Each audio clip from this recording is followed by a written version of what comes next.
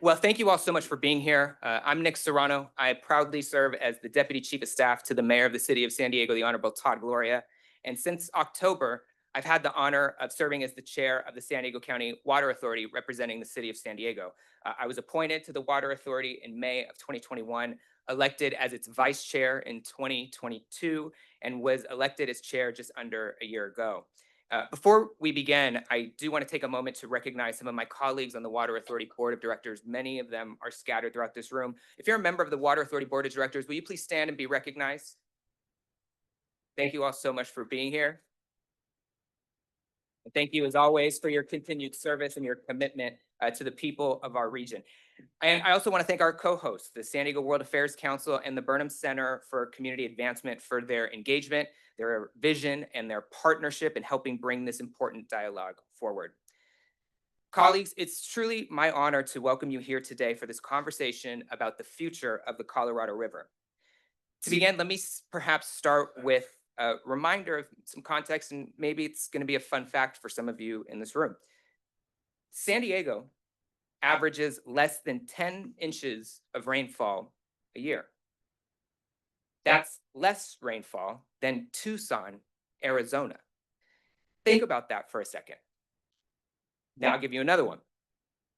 Here in San Diego, we have not had enough local water to meet our regional demand since 1946. Yet today, San Diego is home to 3.3 million people. We're home to a $262 billion economy, an economy of groundbreaking discoveries and the production of high-value goods and services that change the way the world works. And how is that possible, you might ask yourself? The Colorado River.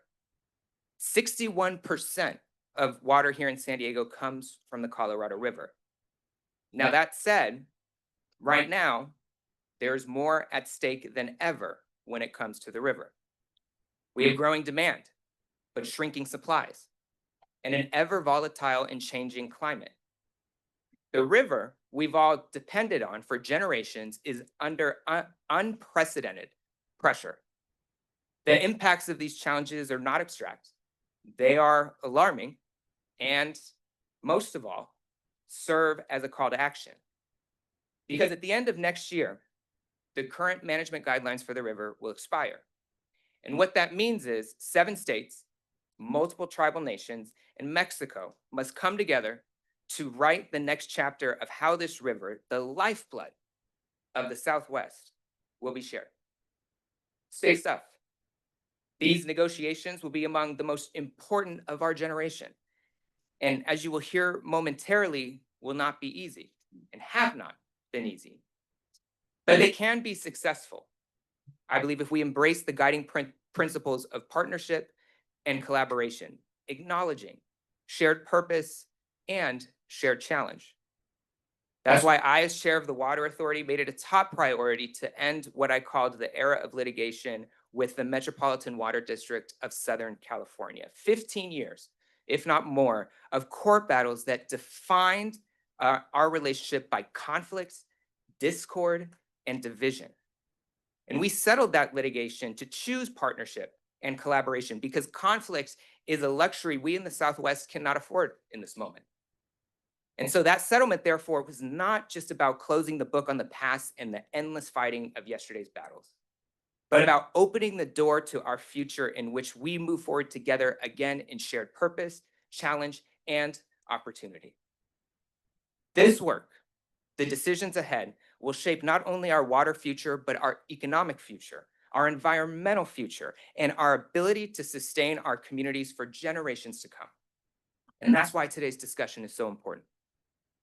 Today's discussion with this esteemed panel of experts will provide critical context about the current high-stakes negotiation over how to share this limited resource and what our region is doing to prepare for the hotter, drier world we are all experiencing.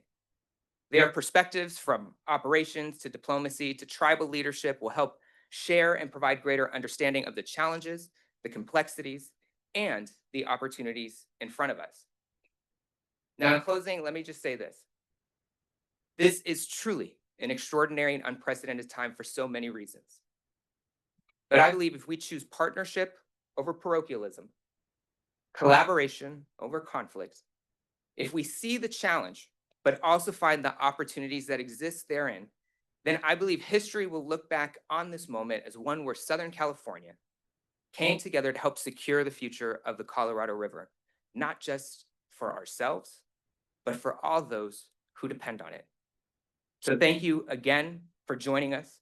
Thank you for caring about this issue and lending your ear, your voice, and your mind to this conversation.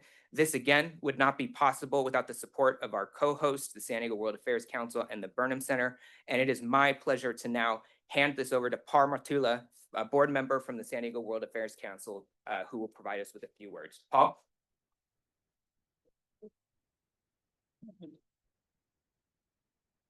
Good morning, everyone.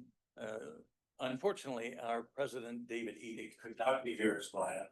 So I'm honored to welcome you on his behalf and on behalf of all the members of the San Diego World Affairs Council. I'm on the board of directors. We are a nonpartisan, nonprofit organization founded in 1954, and we educate and engage San Diegans on global issues, including foreign policy, international relations, and cross-cultural opportunities and challenges. We're proud to host this Future of the Colorado River event together with the San Diego County Water Authority and the Burnham Center for Community Advancement. These sorts of inter-organizational collaborations serve to raise awareness and strengthen our community. The San Diego World Affairs Council is not new to this critical cross-border issue. 4 years ago, we hosted a webinar about ways to resolve the ever-declining Colorado River flows and simultaneously redress the immense environmental challenges of the Salton Sea. Freshwater scarcity is real and getting worse by the day. Earlier this week, I read an interesting article by McKinsey that provided me with a new and truly sobering perspective on the scale of this problem. I'd ask you to imagine a bubble that is 35 miles in diameter. So that's essentially from La Jolla to Alpine and from Chula Vista to Carlsbad and in equal height. 100% of the entire planet's surface fresh water, all the lakes, rivers, and streams would fit within that bubble. Bringing this back to today's more local topic, I know that everyone here is anxious to hear about what can be done collectively and individually to help save the Colorado. So without further ado, I'd like to introduce Todd Parzan, co-founder, president, and CEO of the Burnham Center for Community Advancement.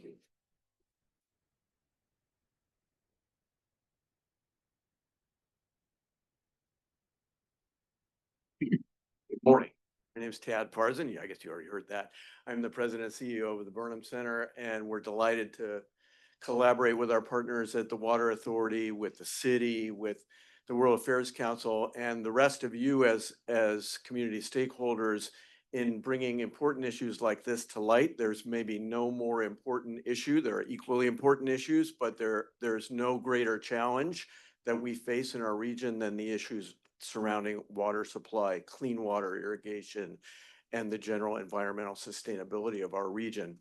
So the Burnham Center is a think and do tank designed as a place for the community, that would be you, and everybody else involved, to come together, face the challenges that we see on the horizon or that we experience every day on the streets of San Diego and beyond, and then envision the future in those solutions and maximizing those opportunities that are right in front of us, that if we would just come together. And Nick, I want to thank you for the phrase partnership over parochialism. You're going to hear that in speeches I make for the next year, because that's what the Burnham Center is all about. Bringing stakeholders together across sectors, private sector, public sector, nonprofit, grassroots, all of us, because the way we're going to solve these problems is together. And that's the only way we're going to solve them is together, is through this level of collaboration, this level of discussion in not just in back rooms, but in front rooms with all of you. So we're all aware, we're all involved. We can all dig into the innovation that's required. So I do want to make a quick note of one of our founding board members who's in the room. Pete Ellsworth is here. And now I know Pete just flew in from Singapore last night and he's here bright-eyed and bushy-tailed this morning. I don't think at my age I could do that. So Pete, that's dedication to our community right there. And so thank you for being here.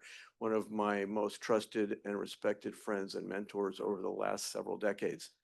Speaking of the last several decades, I'd like to introduce somebody I've known for quite some time as a regional and international expert in the field of international water usage and supply. Carl Nettleton, who's to my left, your phone's off now, right? Okay, everybody's phone's off? Okay, good. Good. It's good for that to happen on the dais so that everybody gets the hint, right? So I know Carl founded a regional international ocean nonprofit that studies all these issues, and he's developed a level of expertise that is pretty much unsurpassed in the region. I know also, speaking of international travel, he just got back from the United Nations plastic treaty negotiations, and before that was in Bogota doing a workshop in ocean work in Ecuador. So that's a mouthful, and Carl has my deepest respect for the work that he's done on behalf of all of us in the region. And again, thank you for this deep collaboration that we have with all of you, with all of our governmental and non-governmental partners. And I look forward to today's discussion. Thank you.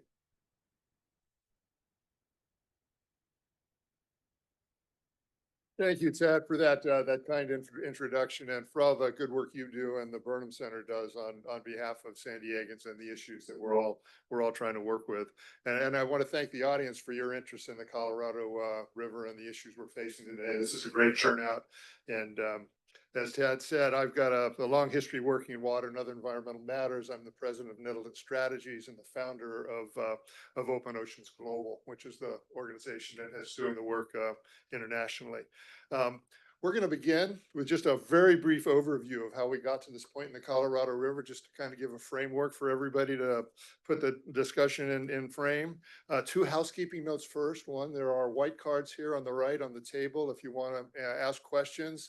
As the morning goes on, you can hand those questions back to the volunteer and they'll be brought to me at the Q&A time afterwards. And if you would like the program, there's a QR code on the screen. You can get that and you'll see information about the speakers. So let's get started by just taking a look at some geography. Get the right here.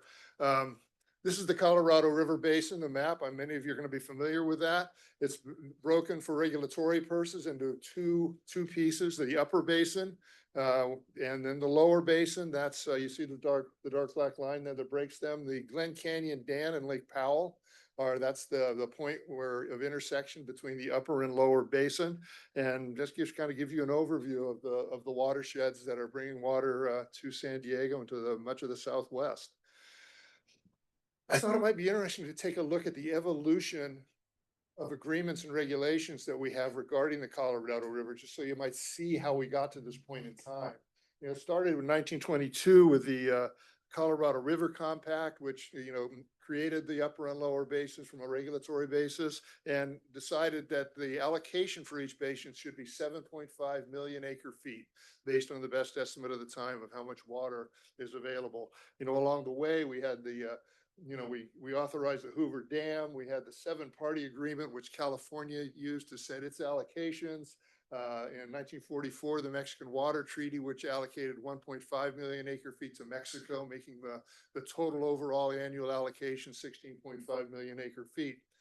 And many more there, but what you can see on the right, the Lake Mead level, and that's measured in feet above sea level. And then there are some criteria for when it gets to certain levels. It's a level of, of emergency, a second tier level of emergency. We won't go into those details right now. But what you want to take a look at is that, levels were pretty high come 1970, 1,153 feet. And for about 30 years, while there was variability in those 30 years, the level stayed the same. And it's 2003, it was still 1153. The area in orange, that's the area like around 2000, went into this 22-year or more period of the driest period in the last 100 years. So you can see all of a sudden there's a flurry of activity trying to figure out how we balance water use, how we account for low water years and drought. And so you've got all this activity.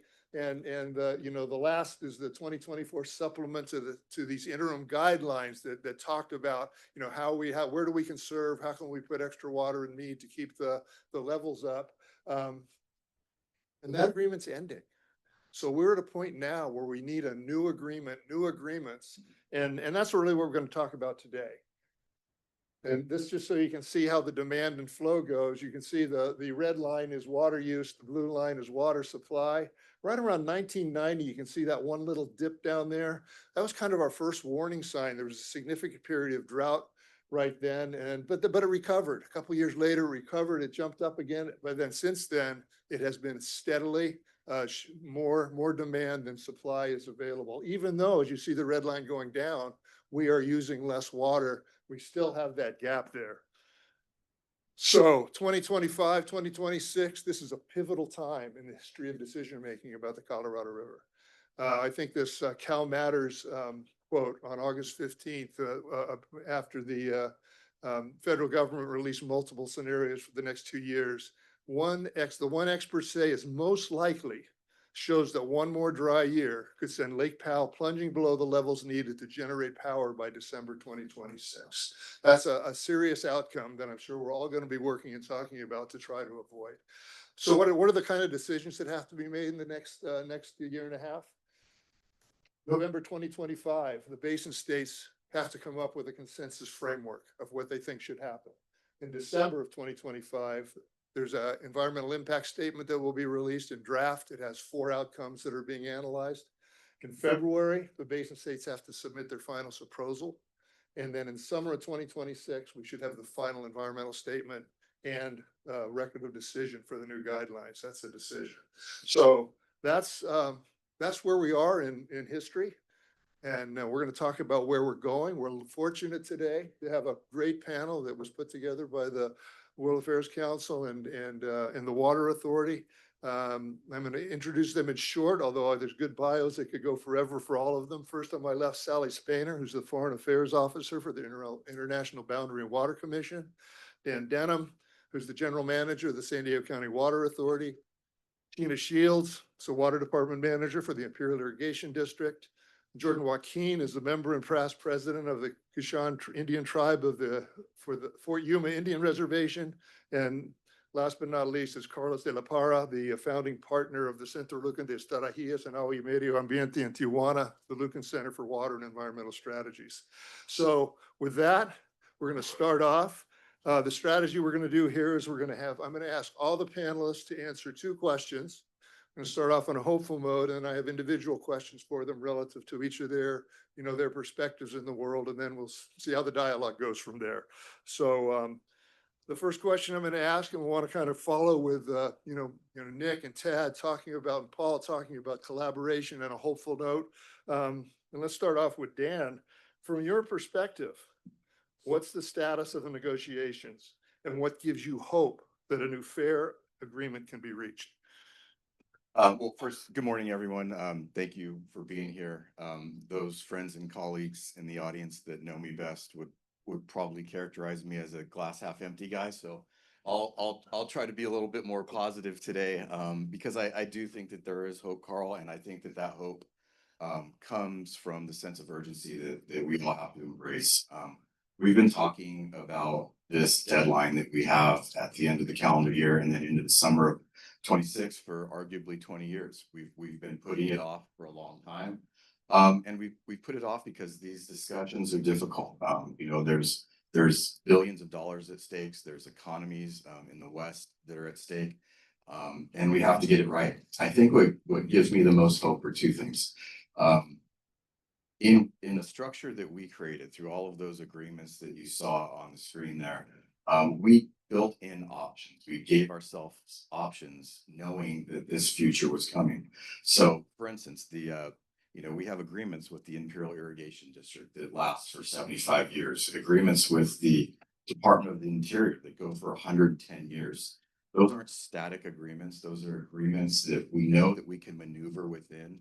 But it's going to take a little bit of collaboration, and it's going to take collaboration, not just from the parties that are in those agreements and the water that's being conserved currently, but it's going to take this collaboration from a broader spectrum of folks. And I think that this panel, this makeup here, it demonstrates that. I think that this time around, we have to be more inclusive as to the perspectives that we bring to the table. The fact that we have this group here, I think is evidence of that. It's not just this group, it's the environmental community. It's people across the Southwest who I think understand that the time is now to fix the system and make things right for the West. Thank you, Dan. Tina, from IID's perspective. So I used to be a glass half full kind of gal, but it's only about a third full these days. And so I'm going to choose to be an optimist because from Imperial Irrigation District's perspective, we don't have another water supply. So unless we're going to pick up and move our entire community, we have to find ways to protect the river and to find collaborative results. I think I'm a little frustrated right now. The negotiations are ongoing. They're very extensive. We're meeting every couple of weeks. We have multiple phone calls. What I find hopeful in the negotiations is that the lower basin states have really come together and formed a pretty solid foundation as to how we expect to move forward and put things forward that will be challenging to implement, but that are necessary under the current framework.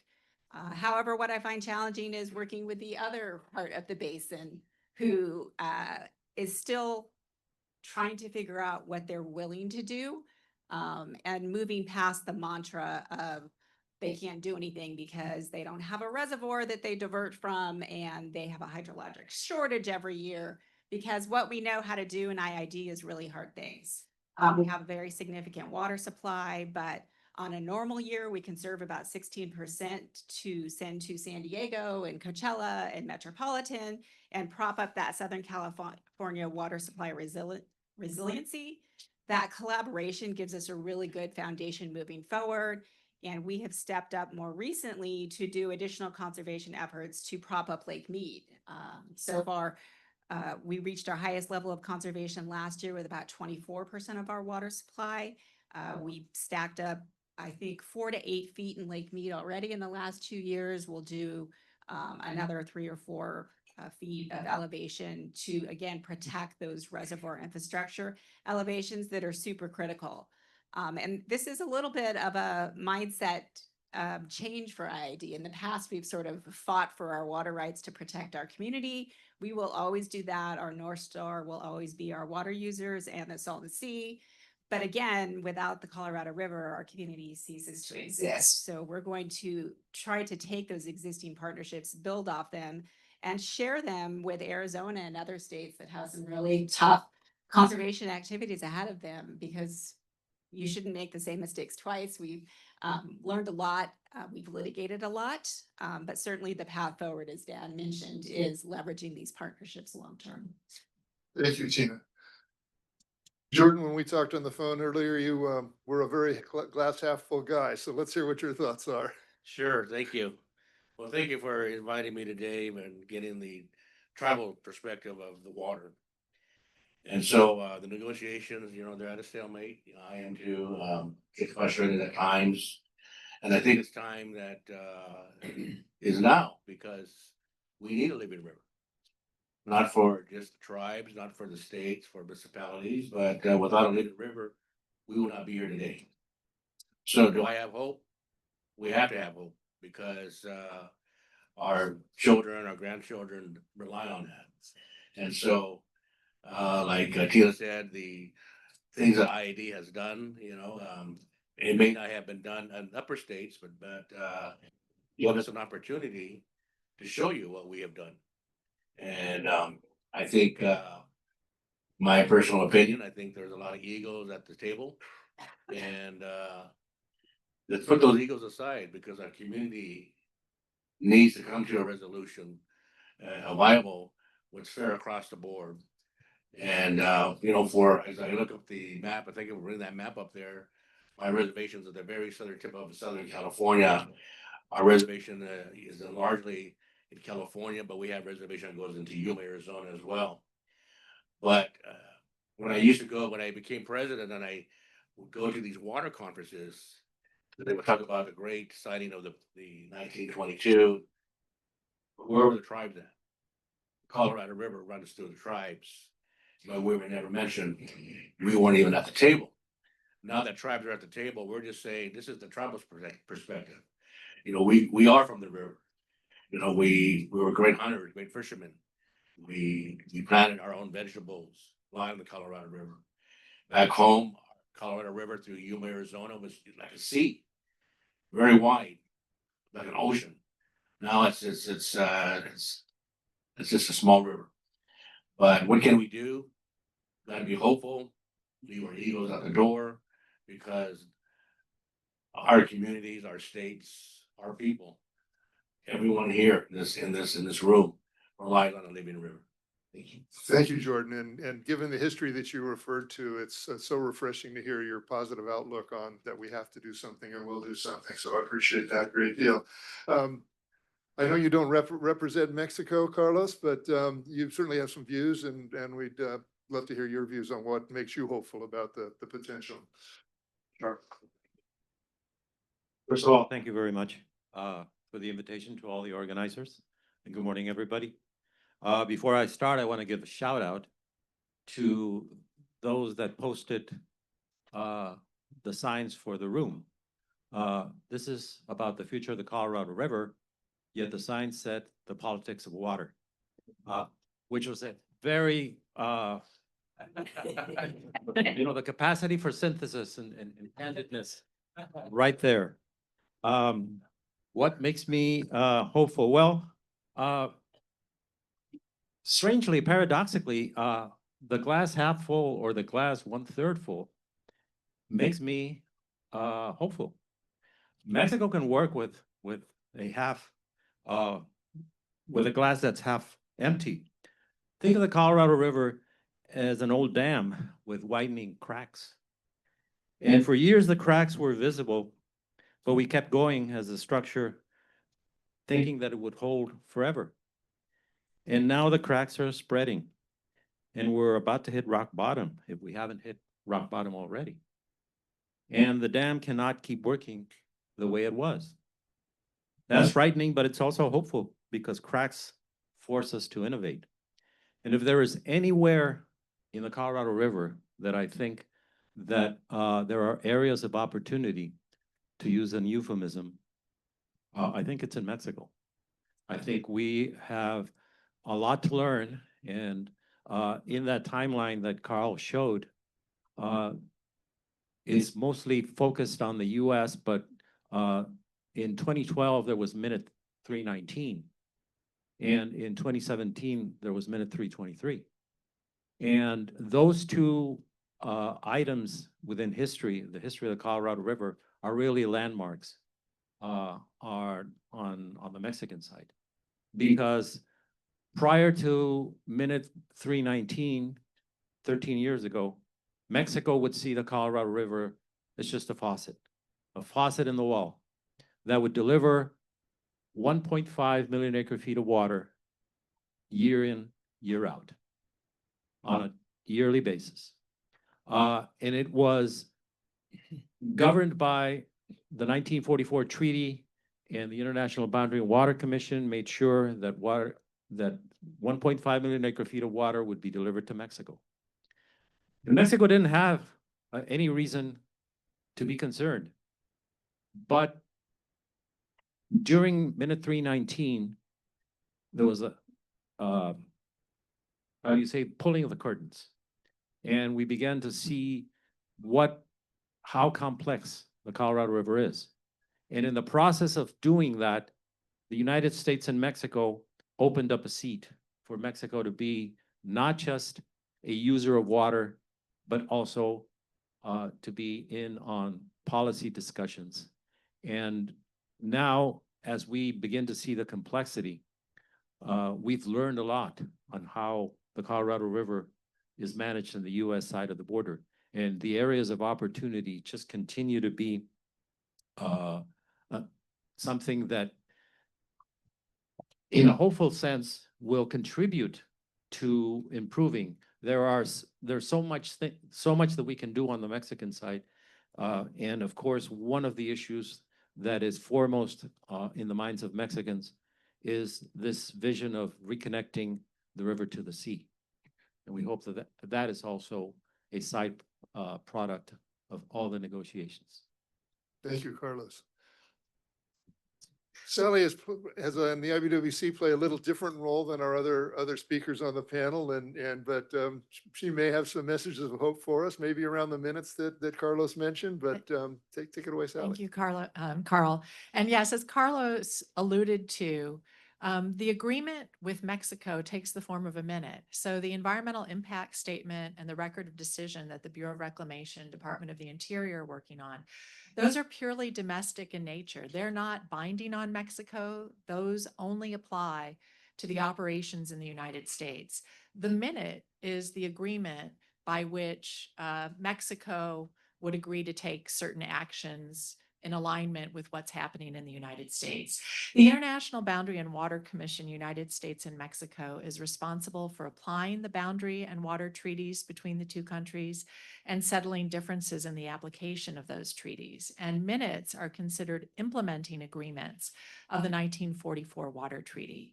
So we have actually not yet started our negotiations on the new minute. I think we've been delayed because we're waiting to have more certainty in terms of what the basin states are working on and the preferred alternative that reclamation will be identifying hopefully in the next couple of months here.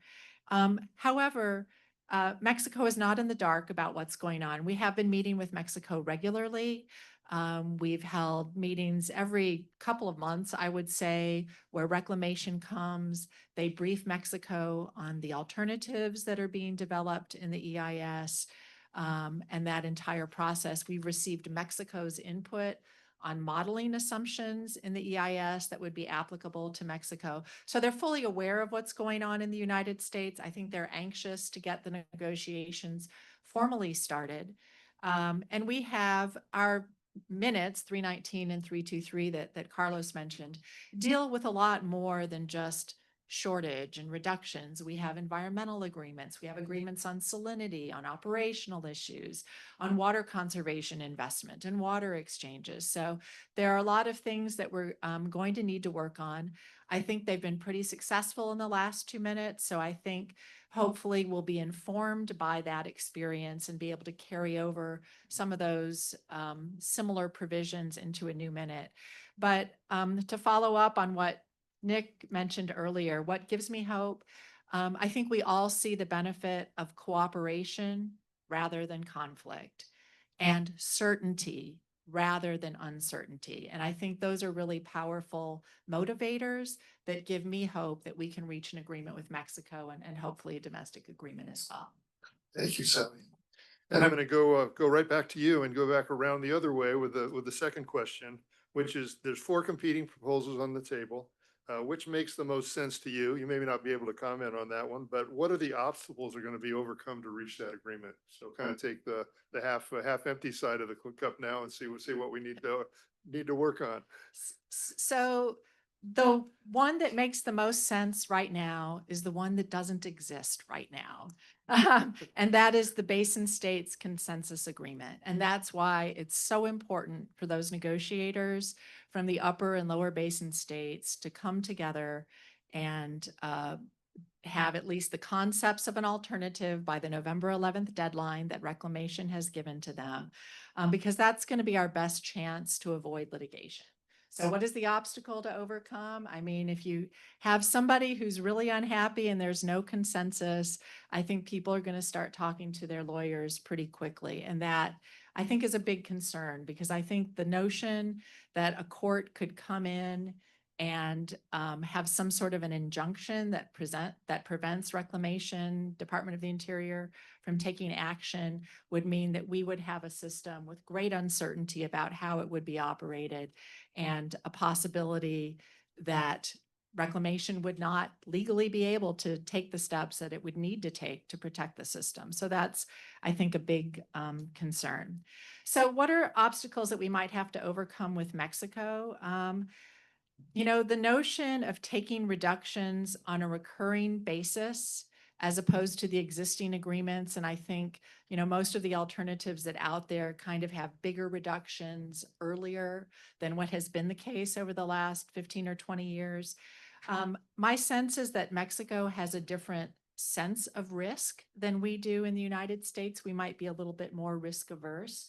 So negotiating with Mexico on having Mexico participate more proactively in taking shortages is something that we'll have to work on and come up with an equitable arrangement about.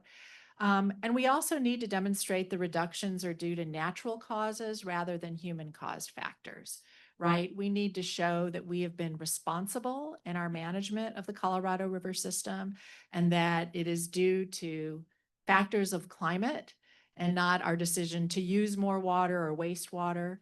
And that will make a compelling argument, I think, for Mexico to participate in the agreement. You know, but I think it's really important in terms of, you know, what makes the most sense. It needs to be something that's effective. It needs to be something that's implementable, and it needs to be something that avoids litigation. Thank you, Stephanie. Carlos, obstacles, what do you see and what, if any of the four existing proposals make sense from your seat? Thank you. So I'm going to side with Sally. The option that's probably makes more sense is the one that hasn't been developed yet. The one option that I would hope prevails is one that looks at the whole system in general, not just a suboptimal system that focuses on one area or one item within the whole agenda of negotiation. And if I can introduce something that would be a different dichotomy, like partnership and parochialism, I would introduce one that would talk about commitments versus mechanisms. Mechanisms are commitments. I mean, commitments are promises to comply from one side of the border and the other side of the border, or from parties within the agreement. Mechanisms are a bridge so that parties can work together towards a goal. And I will give you an example of what I'm thinking about. And again, Carl, underscoring what you said, I do not speak for Mexico. I'm just taking what I know from Mexico and putting it out there to see how the reaction would be. A commitment is something that within an agreement needs to be enforced immediately. A mechanism is an agreement for parties to work together over the course of time, like a time release capsule. If Mexico is to actually begin to repair all the areas of opportunity that would improve water management, it's going to need time. It's going to need time to begin to modernize agriculture, which takes up 75% to 80% of the water in Mexico. It's going to need time for the culture of agriculture in the Mexicali Valley to change and to move in a different direction. It's going to take time to introduce, for instance, regenerative agriculture that would improve soil quality, reduce water demand, water consumption. And all of that, of course, is also going to need investment. And the mechanisms that can be agreed upon between both parties and even multiple parties, Mexico with California or with Arizona and so forth through the International Boundary Water Commission, also will take time. And so that, I think, would be something that makes more sense.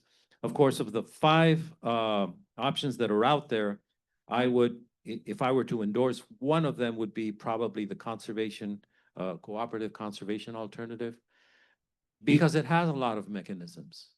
It of course, really focuses or gives emphasis on the environmental aspect of it, but I like the idea that mechanisms are something that we need to focus on more than just commitments.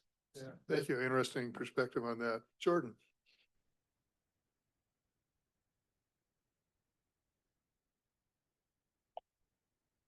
Yeah, I'm gonna have to agree with Sally as well. It's not what's on the table already. And I still believe, I do have hope.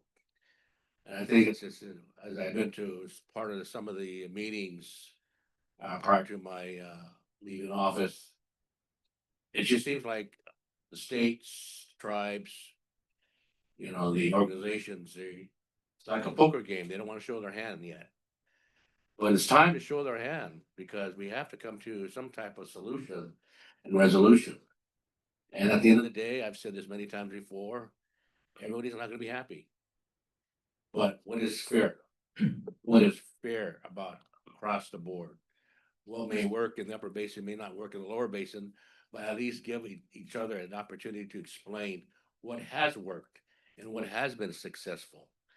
And when we put our egos and leave them at the door and we strategize, we'll show you what maybe we could work with. It's not 100%.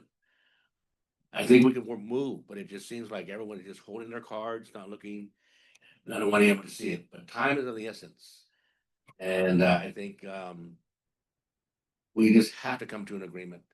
I don't want the courts to come in and step in and say this is what, because for my tribe, we already have Supreme Court rights, and so that was a big victory for my tribe years ago. And as a young 18-year-old sitting in the tribal chambers, and I remember my former tribal leaders always said, never, ever give up our water. Never. And like Tina said, ID, Imperial County, same thing. And I'm sure a lot of states feel the same way. But I was always going to all these meetings as a youngster. And when I became a council member and the president, I seen a lot of our elders, heard a lot of our elders tell us, water is precious, water is life. And without water, we are nothing. And that's what it means to the tribes. I know it means the same thing for the states, but we have to come, sit at the table, leave our egos aside. What's going to work? What can work? What cannot work? I mean, like Tina says, it's just at times I get so frustrated because for sometimes it's a 3-hour drive for me, and it's just like I drove for 3 hours just to hear nothing again. But come up with something. We have to do it. We have to do it. Thank you. Thank you, Jordan. Tina, you talked about the negotiations being stalled. You directly came out and said it. It must be that, there must be an obstacle there that, and then again, what are the perspectives? Which of the options do you think is possible? Or So the options you're referring to are from the alternatives report that was frankly from the last administration. I do think we've progressed on. We do have some new leadership with the new administration coming in. The Bureau of Reclamation has some high level appointees that are directly involved now. Before, Reclamation had been sort of leaving the states alone to work things out. I think it very much helps to have the taskmaster there. And I speak a little bit from experience. In 2003, we would have never had a QSA if someone wouldn't have been, a gun to our head and twisting our arm and convincing us that partnerships and collaboration are the only way forward, because litigation can last forever. and that was the federal government, right? Yeah, we had a lot of friends in our collaboration, and it wasn't collaboration at the time, but it's funny, our enemies from 30 years ago are our frenemies now because we have these ongoing partnerships and we work together, and it's a necessary evil, but we all make it work, and we all have great respect for the agencies and the perspectives of those communities we represent, because you can't forget about the water users and the purposes of that water. Agriculture is often a target. People love us when there's a food shortage, and then when there's a water supply shortage, you hear a lot about how much water ag uses. That's one of my pet peeves because you all like to eat. So every drop of water that goes to agriculture works its way back into the cities through the grocery stores and through the various commodities you eat. These days, people are picking on alfalfa again, but alfalfa is in your steak, it is in your pizza, it's in your ice cream. It's trickling through ways you can't understand if you don't have a farming background or look beyond the grocery store. So I do think that there are opportunities moving forward. Honestly, I think our biggest challenge now is the clock and the hydrology because the reservoirs aren't in a condition where we can talk about how we ramp up to something. If we don't have a decent water supply this winter, we're back in crisis mode of we need not only the existing reductions that are being proposed in the lower basin, but possibly more. And it's really hard to, dive in headfirst to something when you'd rather, work your way into the deep waters. So I do think that we have these challenges. We're working against a clock right now. At the end of the day, the federal government will take an action. Our experience is it's better off to be involved in that decision making and what those actions may look like. They may not be ideal actions. It may be we need some near-term patches and fixes to get to a larger agreement. And so I'm very hopeful we can get through this. The lower basin has been very aggressive and purposeful. We have a proposal on the table to make reductions of about 1.25 million acre feet. Our experience with Mexico is that they have great partnership opportunities. They've always been there under shortages, but the United States needs to come up with a plan first. They're not going to go first, and they shouldn't. We need to see how we can take these existing partnerships, leverage them, maximize them. And I think California is in a good place. We've done this for 30 years. We have collaboration, we have partnerships, we have large scale conservation programs.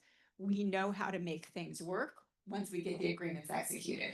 But that's a little bit of a challenge with elected boards and with everybody trying to protect their interests. And there's nothing like a crisis to help you make decisions quicker.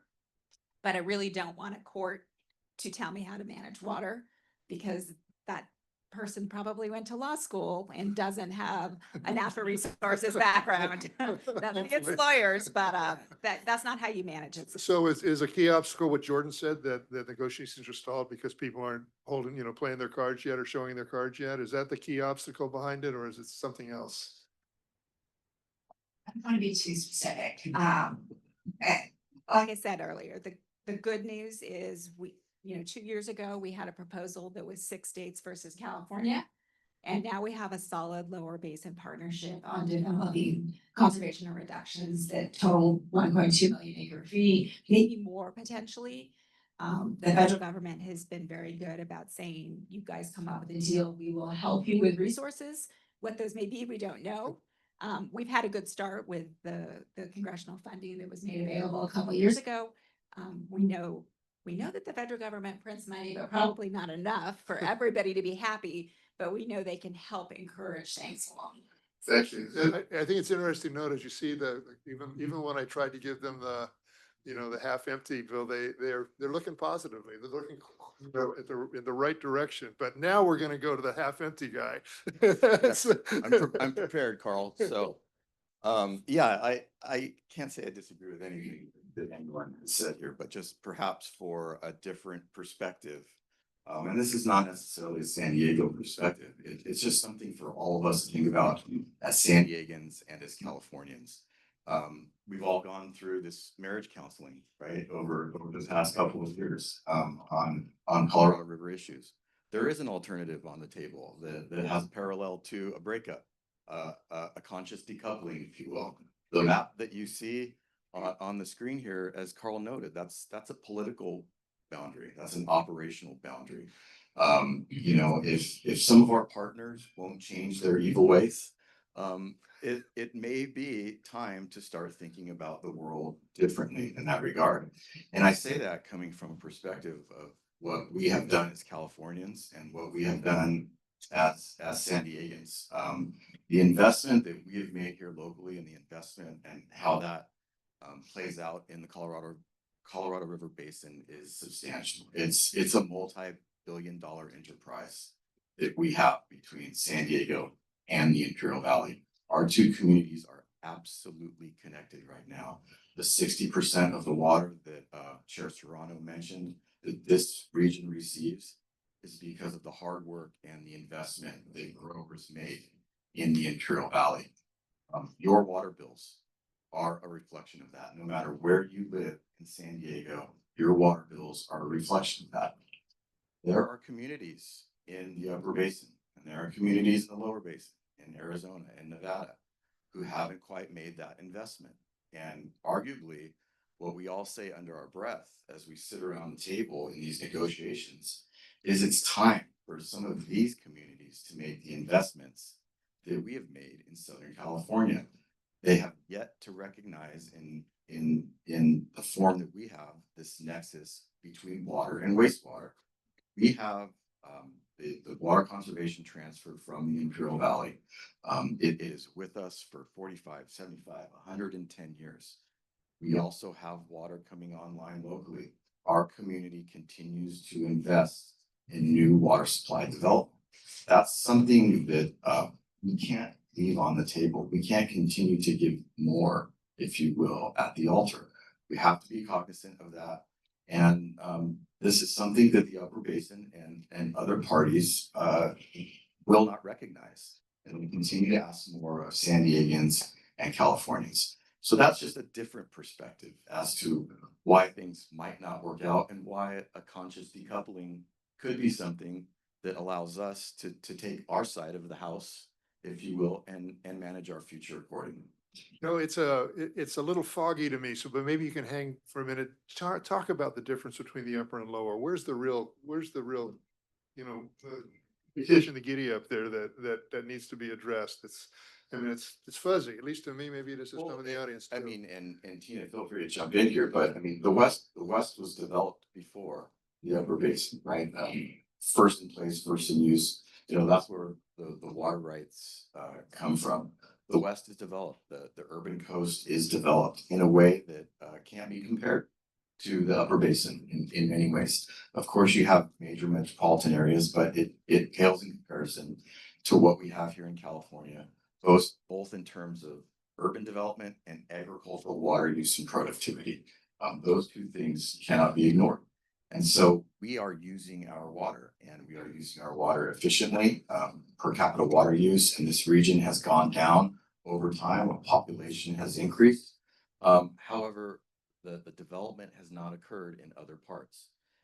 But they have an allocation of water, and they want to hold on to that water. And that's a noble cause, right? I think that anyone in this room, if you're sitting in Denver, you are saying and acting the same way. But there has to be a concession in terms of holding back that water for communities, San Diego, Imperial, California in general, who are making those investments already and continue to make those investments despite the dire straits that we're in. Do you want to add something further to that? And I think the Upper Basin doesn't have the understanding of that. They're fearful of not being able to grow into their full entitlement. And their mantra is, well, you guys are using too much. We have grown into our title, and we've had to learn how to manage growth and development using conservation. And it's very doable. 20 years ago, you planned you needed more in the future. What we've learned now is you can take those existing supplies, you can reuse them, you can partner with other agencies, and you can still maximize growth without increasing your water use. I don't think there's an understanding of that as much in the Upper Basin. I also know Dan mentioned the ag productivity. We farm 365 days a year. It's a little slow on Christmas, but other than that, I mean, we can get 7, 8, 9 cuttings of alfalfa. In the Upper Basin, it's a very limited season, and it's much more local. They have more riparian rights. They have the ability to do hard things. We've actually learned a lot about the Upper Basin over the last couple of years when they say they can't do things, and we sit down with them, not as a group, but one-on-one with the states individually. They have regulatory authorities, but it's a lot easier for them to go tell Farmer Joe to close his gate because Farmer Sam upstream has more senior water rights and he needs water and there's not flow in the river, than it is to go close that gate so that California can get more water. And that's how they sort of view it is, well, California just wants more water. We don't want more water. We want the water that we're legally entitled to. We're willing to share in the challenges ahead. We have a head start. We can help you, but you have to have that willingness. And politically, I think that's a challenge for them because they haven't had that pressure. They also have a different perspective of the Bureau of Reclamation.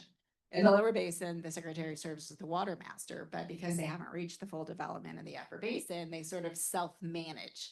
So they're really sticking together. And we talked about the divorce. One of the more recent proposals on the table is a natural flow based regime, which we wouldn't worry about reservoir elevations. Upper basin would do upper basin, lower basin would do lower basin. We would protect Lake Mead, they would protect Lake Powell, but they take their water supplies off a river.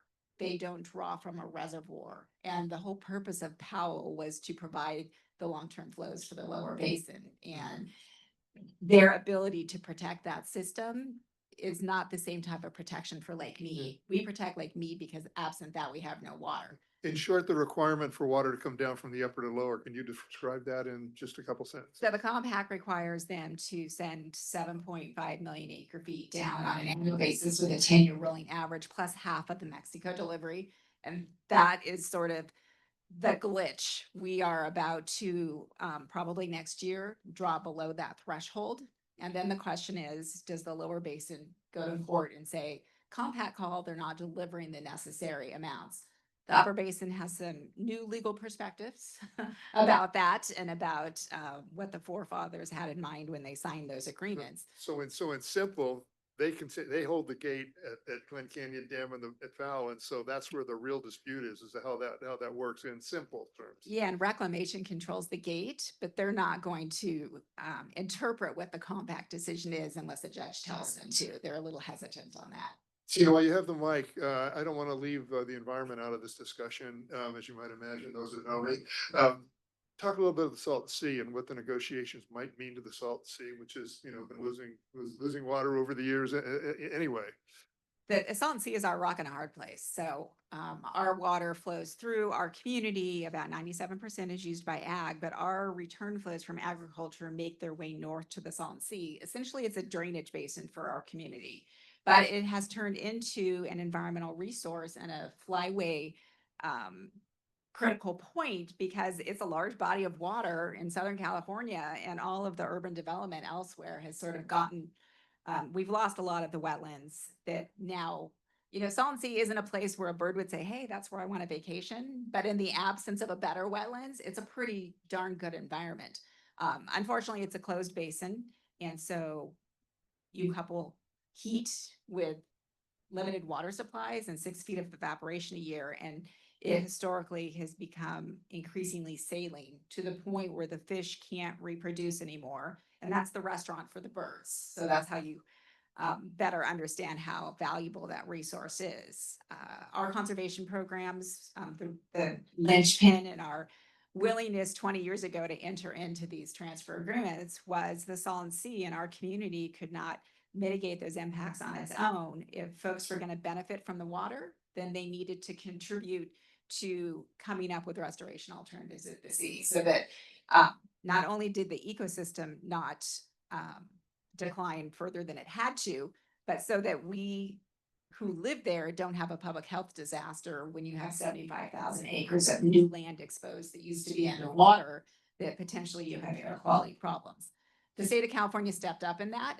They've implemented a restoration agreement, but that's the challenge. As we get more efficient, there will be less water to the sea. The other challenge is the only reason the sea gets water is because of the Colorado River. So we cannot let the Colorado River crash because if the water doesn't flow through our farms and our fields, the Salton Sea gets no water either. And so it is really a conundrum. The good news is the state of California has stepped up. They've got some amazing projects that they're building down there. Reclamation stepped up 3 years ago and provided $250 million to supplement the state's activities and help them help the sea so that we could do additional conservation to help the river. So essentially, if significant conservation is required to try to help meet the, whatever the negotiations come up with at the end, that just by by simple math means there's gonna be less water to the Salton Sea. And alternatively, if the Colorado River crashes, there's no water to the there's no Salton water. Sea. So, we're hitting our maximum point on conservation.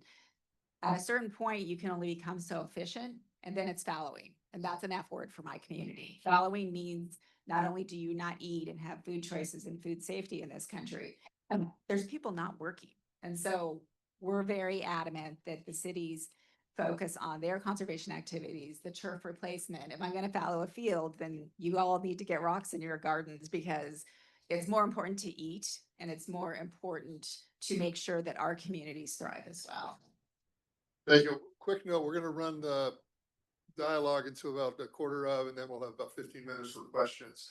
I don't want to leave the environmental topic by. Carlos, you mentioned the river used to flow to the sea, and how can that happen given the current requirements and the river, and how can innovation, is there a nexus between the innovation you described and that potentially happening? Yeah, so Tina hits on one of the issues that I think is important to consider, the birds. What we're doing on the Mexican side in terms of restoring and reconnecting the sea, and when I say what we're doing, I don't mean my team or Mexico.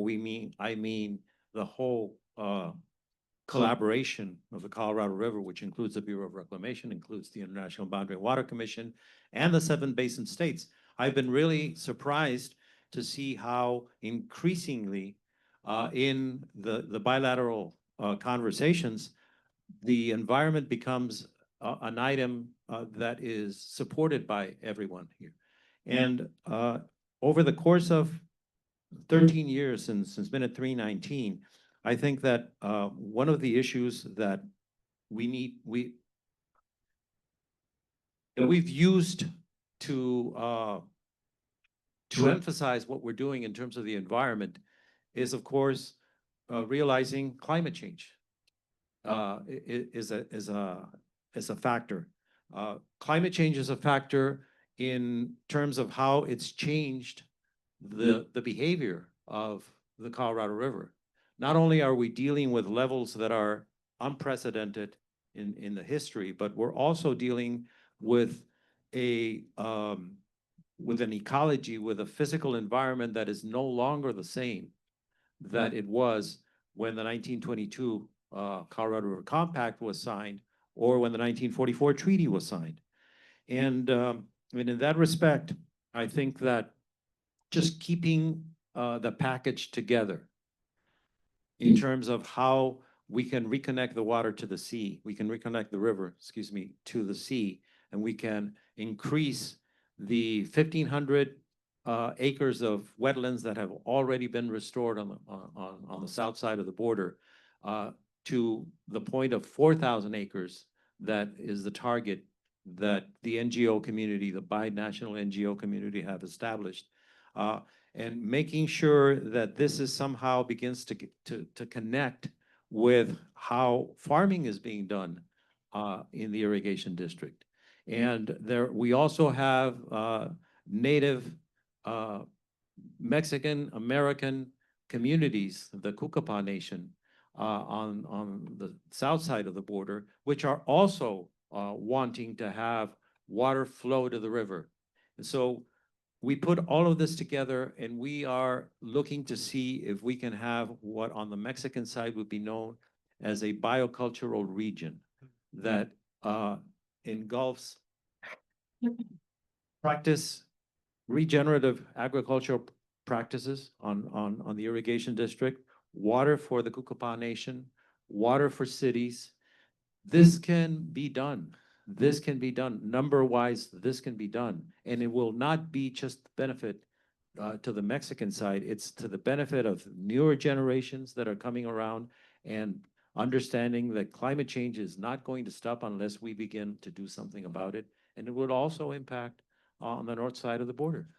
I remember you told me in our phone conversation that we can't even predict what the river is going to do anymore, that it's the climate conditions have changed so much, the ground absorbing the water that used to run off and all of those pieces, that it's actually a different animal now than we were used to.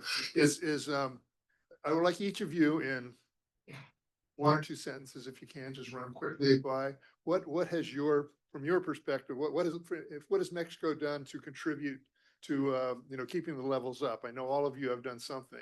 I'll exempt Sally from that unless she has one, but let's start with Carlos. Just run down the table in one sentence or two. What kind of contributions has Mexico made to keeping Mead levels up? So, for starters, as I said, Mexico needed to do some sort of a mind shift. To stop looking at the Colorado River as a faucet, as a reliable faucet that would deliver 1.5 million acre feet, and begin to work with it. It's been a hard haul. Politics on the US side is in the middle of discussions. There are also politics on the Mexican side. There are farmers there for over the course of 80 years that did not understand what shortage meant. It was the only irrigation district in Mexico that would reliably get 100% of its allocation. It's now Carlos, changing. I don't mean to step on you, but we're getting No. short on time, and Yes. I know Mexico has So- made some contributions that kept lead up. I'm kind of understanding what those contributions So were. the minimal contributions that Mexico has done to store water in Lake Mead is just the start. And I think what I wanted to say is the process is moving in that direction, even though the results don't show it yet. Okay, thank you. Jordan, I know you have a relationship with MWD and others, and where your excess water has been helpful to the situation. Can you give us a concise, short version of that? Yes, so a couple of years ago with the Congress, they passed a bill, the Infrastructure Act, I can't think of the name of it right now, off the top of my head. But we have an agreement with Metropolitan Water District and a partnership. And so we went back to Metropolitan Water District, says, you know what we're getting, what the Department of Interior is gonna be offering us is gonna be a lot more. Can we forbear our water agreement for a couple of years?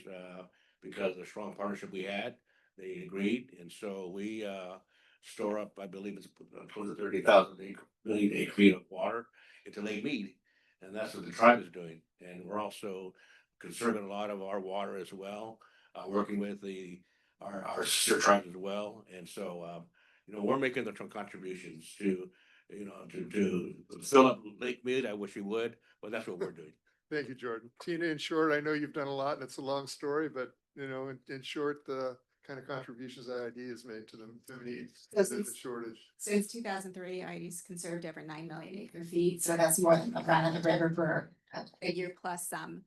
Last year, we conserved almost 675,000 acre feet. We have ongoing conservation programs, not only with the Water Authority, with Coachella, with Metropolitan.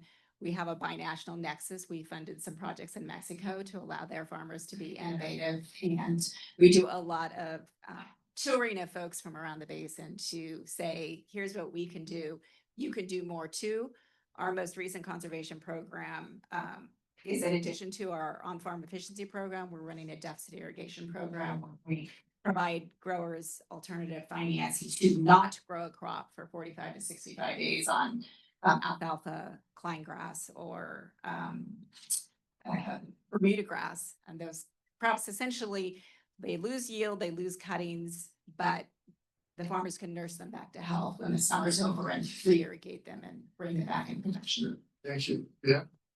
Yeah, excuse me, over the past, our thematically, we've been about augmentation and creativity, and the programs that Tina mentioned, certainly the Water Authority has been a part of that, but at least over the past 2 years, that theme has kind of stuck somewhat. And I think that when we look at creativity, we should look beyond just the basin on the screen here. We need to look at all of California. And over the past 2 years, we've had water come down from the State Water Project that has allowed San Diego to take that water in cooperation with Metropolitan and IID and leave some of our Colorado River water behind Lake Mead.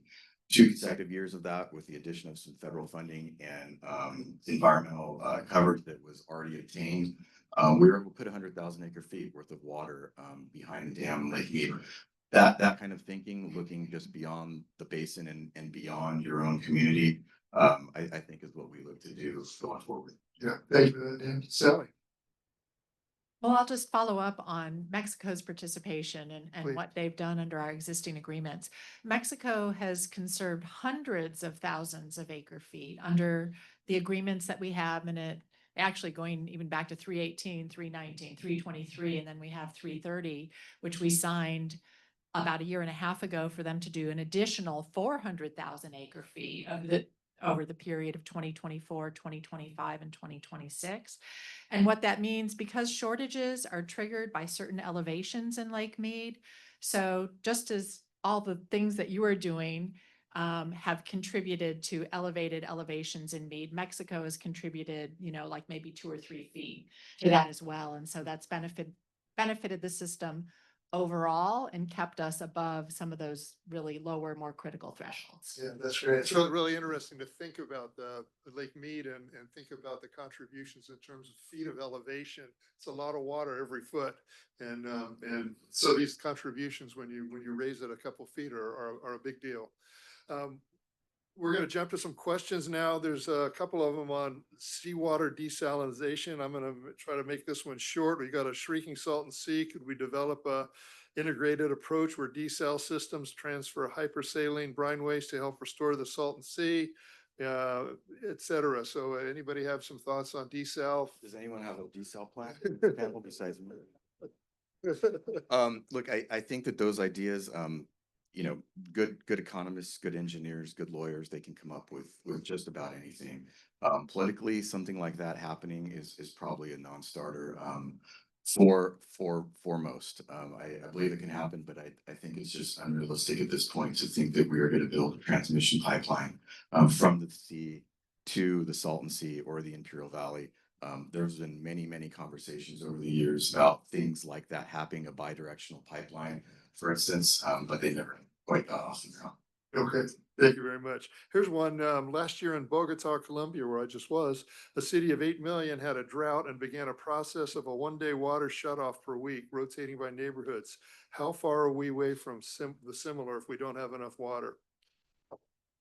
Well, I'll start from a San Diego's perspective. We are fine, and I will live by that statement for a very long time. The way that things are working right now, our demands here locally have dropped off quite a bit, and because of that and the supply situation that we're in, we're in a position where we have the ability to potentially exchange water with other parties through the IID transfer. So, this is something that we invested in the 90s in partnership with the Imperial Valley. If you go back 3 years, there are portions of Los Angeles and Orange County that were on 1 day a week watering, state water project dependent areas. You didn't hear about that here in San Diego. You didn't see those headlines in the UT and the Voice of San Diego because of the investments we made. So that's not a situation for us here locally. Yeah. I want to toss in something right now. In 1990, I mentioned that drought earlier. I did a consensus project between the Water Authority and the Metropolitan Water District, and we tried to estimate what the water use was going to be in 2010, I think it was. It was 900,000 acre feet a year. Dan, what's our use this last year? 400 and something? Yeah, you're in the 400s, and think so. Incredible. Let me add on to that. When we first started talking about a transfer out of the Imperial Valley, we were at 500,000 acre feet. Can you imagine what that would have been today? We ended up at 200,000. So yeah, the past 30 years are no indication of the future. Yeah, it goes unrecognized the amount of change that we've actually been able to accomplish. Here's another one. At what point will we need to more strictly regulate water usage for corporations and individuals, and what would this look like? And how will this current administration affect this issue with the shrinkage of agencies like the AEPA and the Council on Environmental Quality, excuse me. Well, yeah. Maybe the first part. We have a lot of water here in San Diego, and that's an envious position to be in for many. I don't foresee us restricting water use in any form to corporations. And in fact, I think that if we really wanted to continue with the San Diego entrepreneurial spirit, we'd be doing things here to bring businesses in to use water. AI data centers, for instance. I think that those are some things that we could and should be looking at down the line here for San Diego. And I don't think regulation is ever the key to solving a problem. It's better to allow for that innovation. That's what we're looking at. That the new administration is trying to lessen some of the environmental, the NEPA process. In California, it doesn't really matter because we have CEQA, so I don't know that that's really going to speed things up. But we have to be careful. We don't just want to make environmental problems go away and not analyze them and ignore them. We need to acknowledge them still. So, you know, maybe we provide more flexibility as to how you can get permits and the mitigation for some of these projects. But I think the key is really innovation and not somebody telling you how to do things, because it is not well received, and then people will go to court and fight it. Can I just add something? Absolutely. And also how much do you want, when you do after you do that, how much water does Tijuana get from the Colorado River? That's a question I have here, Oh, yeah. which kind of great. related. Sure. Can I speak in cubic meters and million cubic meters? That would be 100 million cubic meters a year. No, 80,000 acre feet, 80,000 acre feet of water besides the wells that are there. Yesterday there was a panel in Tijuana. Some of you were there, and they talked about also about 1 day of the week without water in Tijuana and Ensenada. And the one of the panelists mentioned that 1 week without water would really drive the consciousness of folks and begin to somehow conserve water. But that's a scenario that we don't want. And that's the scenario that I think Dan is saying, it's not present in San Diego. We don't want it. I agree with you. That's not what we want. There's also history of a brewery trying to settle in Mexicali and being run away because of lack of leadership and governance. And I think that I just talking and beginning to preview what to forecast how and project how we want to manage water is a much better scenario, and that's I think what we want. The 80,000 acre feet is right now the water coming from the irrigation district, aside from allocations that are already, and of course the state of Baja California is starting the planning of a desalination plant, which is yet to be built. Thank you, Carlos. I want to jump back to Jordan. Question for me, not from the audience. The tribal nations have a long history in water demand, and in some ways the shortest role in decisions about supply and demand. How will the strengthening positive influence of the tribes in Colorado River affairs affect the negotiations, and what are the expectations from your perspective? I think with the tribes, there's a chairman, as a matter of fact, still chairman. He was always wanting to be at the table. The tribes need to be at the table. So they put him on the table. Well, it wasn't at the table where the decision we're making, it was at the back table. But now he was fortunate to be put on a panel, and he says, now I feel a part of something, part of the team to be at the table. So, like I said, that our tribe, Quechan tribe, has senior water rights, Supreme Court victory that we celebrate every year, and along with 5 other tribes along the Colorado River. So, but we don't throw that into other tribes' face, because there are other tribes in the basin, upper and lower basin, who do not have water rights. They don't have water going to the reservation. 2025, they have no water going to the reservation. And so as the water decay, as the water keep decreasing, I think about those tribes, and we, as a tribal nation, has always, what can we do for you guys? And some of it's in the upper basin, so we don't have a say so in Colorado, but we could just tell the tribes, this is what we've done. This is the story about us. And so tribes have to band together and just say, okay, as long as we're at the table, we're part of the decision, we can make it happen. And now that the tribes are at the table, there's more stronger voices for the upper and lower basins, which is great. But kind of getting outside Carl, but anyway, with the tribe at the table, I think some states, I don't want to do, some states don't believe the tribes really have a say so. But the lower basin, has proven to us is that we're at the table. We're ready to negotiate, not to give up everything, fair across the board for everyone. Fair across the board for a living river, which we all need. And so, tribes have, we had our own tribal meeting a couple of years ago, tribes only. And we basically said the same thing. We band together, we help each other out, because that's what sister tribes do. And that's what the state should do. These 7 states should just look at each other and say, we're brothers and sisters in this. It's like you heard earlier, divorce. You know, it's just like partnership. Some feel that word partnership is not a good word. But it is, because if we think about our own family. We have a member of our family, you know, who we may not get along with, but they're family. And I think the partnership is needs to be more focused on, because the partnership does work. And it worked for our tribe, and it has worked for other tribes. And I think if we just sit at the table again and just roll up our sleeves, time of the essence, the time is now. Thank you. Thank you, Jordan. Are you the facilitator for these negotiations? I think you could be. Here's a question kind of going a different direction. Could the systematic use of nature-based solutions, this is a little bit of what Carlos was talking about, throughout the watershed to improve water management be incorporated into the agreements? So the agreements themselves are very operational.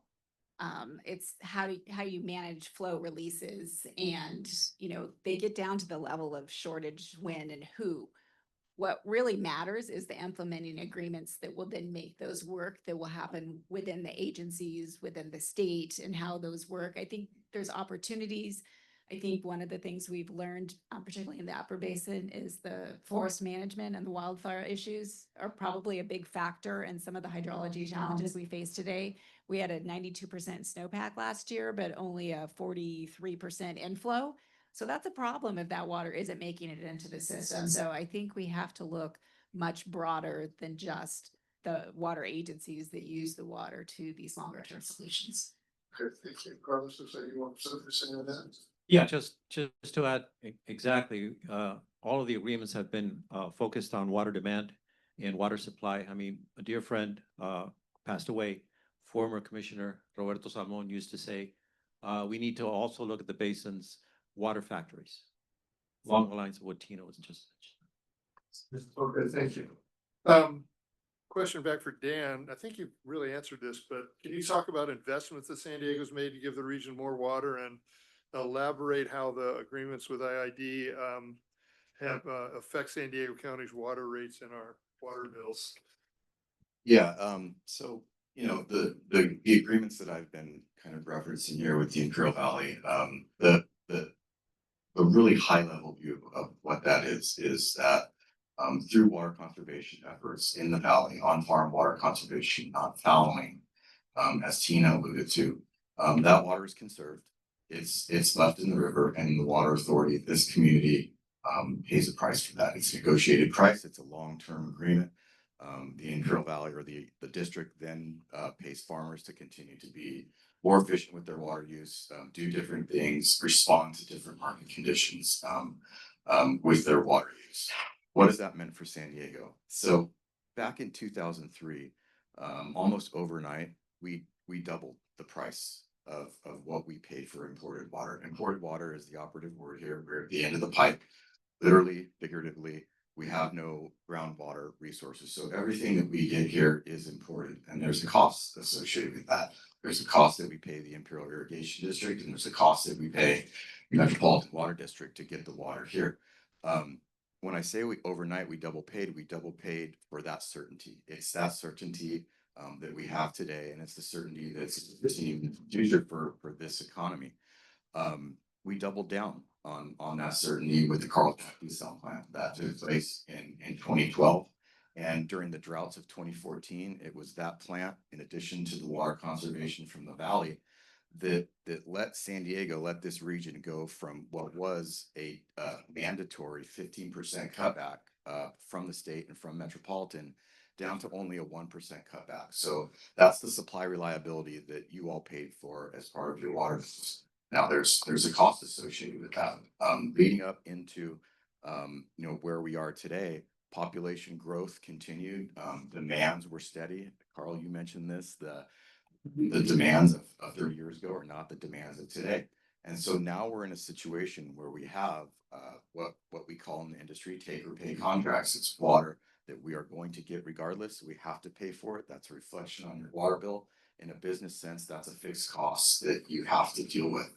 And so what we're trying to do is rebalance that resource mix that we have here locally so as to carve out a piece of that water, do things differently with how it is reflected in our rate structure, and potentially move it somewhere else as an effort to lower costs here in San Diego as it relates to all of your water bills.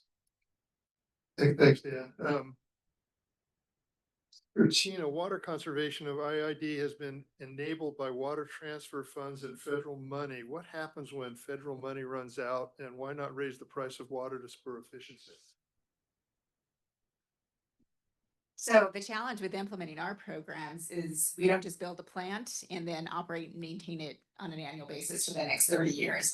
We have farmers implementing every crop, every field choice they make, and then they have to figure it out when they plant the next crop, whether that's through sprinkler systems, tailwater return systems, precision land leveling. They're active everyday conservation measures that they have to take place.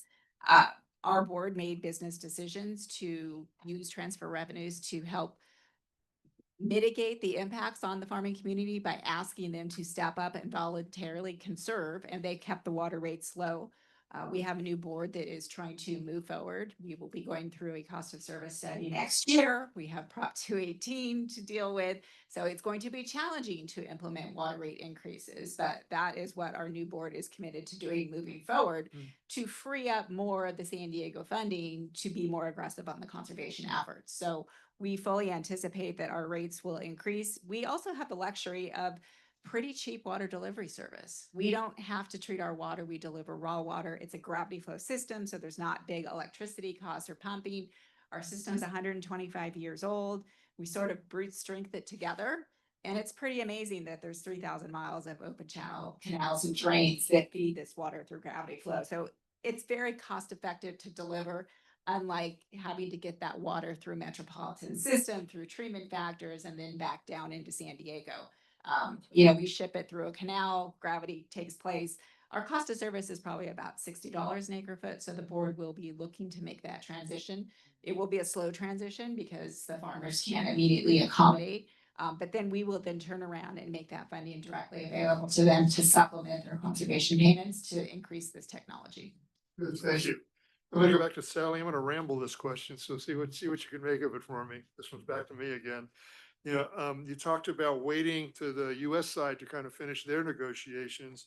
How does waiting affect what has to happen when the bilateral piece of it with the Mexico and US come together, and how are the negotiations with Mexico different from the domestic negotiations?